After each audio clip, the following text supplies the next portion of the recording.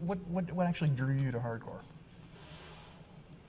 I'm sure you've been asked this a million times. My brother was like really into punk stuff, like the Dead Kennedys and Circle Jerks and stuff, and he introduced me to that stuff, and I liked the vibe and the intensity, but I couldn't get into the whole anarchy thing and everything that came along with that. So I guess one step removed from that is hardcore, and I think it was just the energy of the shows and the music and the the style that people had. Like, with Hatebreed's newest album, I mean, going to the top of the metal charts and stuff like that. I mean, do you see it getting a little bit more fanfare, a little less underground?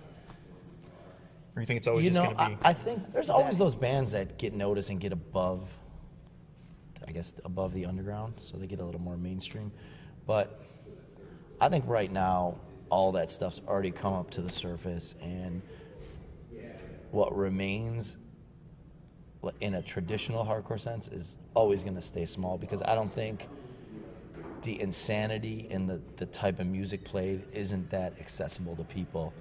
And I think there'll always be that core audience. And Terror is really lucky. We've toured with Behemoth, Chimera, all sorts of bands, that are definitely not hardcore bands. But we've always kept our heads knowing where we came from and what's important to us. So it's cool to be able to step outside and do other stuff and play rooms like this big. Yeah. But for Terror, we'll always return to the basement.